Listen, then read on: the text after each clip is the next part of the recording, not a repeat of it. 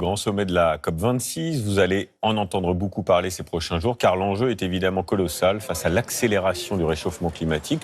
C'est cette incapacité collective qui fait qu'on a un cirque et que derrière, plus personne ne croit à ça. Et donc là, on peut penser même aujourd'hui, au tout début de la COP26, que ça débouchera sur rien du tout. La faune qui navigue autour des COP26, etc., ce sont des gros cabinets d'avocats, des grosses ONG, des organisations supranationales comme l'Union européenne, etc., qui sont en fait des machines à faire du cash. Car cette COP26 apparaît de plus en plus comme la conférence de la dernière chance pour la planète. Selon l'Organisation météorologique mondiale, la période 2015-2021 sera probablement la plus chaude jamais enregistrée. Si Glasgow échoue, c'est tout qui aura échoué. L'accord de Paris se sera effondré au premier bilan. Ça ne sert strictement à rien si ce n'est à nourrir certains de ces gros acteurs, des cabinets d'avocats, des campagnes de communication, etc. Et à côté de ça, les vrais enjeux, ils ne sont surtout pas abordés. C'est ça que je reproche, moi, aux écolos, c'est cette hypocrisie. La mauvaise nouvelle est que nous avons déjà atteint une concentration de dioxyde de carbone si élevée que la fonte des glaciers et la hausse du niveau de la mer se poursuivront dans tous les cas pour les centaines d'années à venir. 1,5 degré, c'est l'augmentation des températures prévue par la majorité des scientifiques d'ici 2040.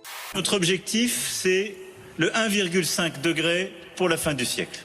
La clé de notre action collective est que, dans les jours qui viennent, avant la clôture de cette COP, il puisse y avoir suffisamment d'engagement pour revenir à des stratégies nationales qui crédibilisent cet objectif. À Glasgow, deux grands absents, la Russie et la Chine, deux des plus gros pollueurs de la planète. Visiblement, Emmanuel Macron n'a toujours pas digéré la perte du contrat du siècle avec l'Australie.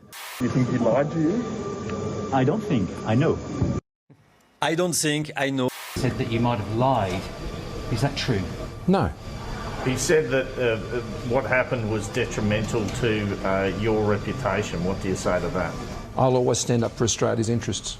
Oula, je crois qu'on vous dérange là. Ouais, pourquoi? Non, je suis ministre du Travail et du coup on aurait bien aimé que vous quelques questions sur ce que vous avez pensé du quinquennat, mais vous pouvez être à l'heure. Non, pas vraiment. Ok, ça marche. Hop, vous vous faites tapoter la main et vous avez l'air d'un gamin à l'image. Macron a su répondre au geste en reprenant la main de Biden.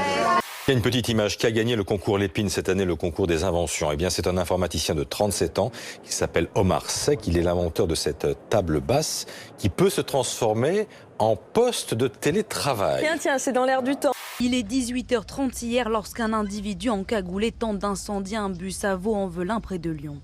L'homme lance des objets enflammés à l'intérieur du véhicule stationné, alors que des passagers sont à l'intérieur.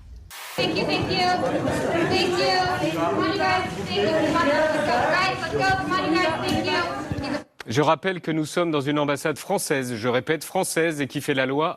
Après plusieurs tentatives vaines, l'homme n'a pas le temps de s'échapper.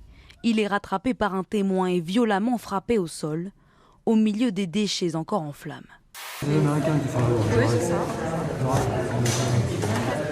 Les Américains qui font la loi ici.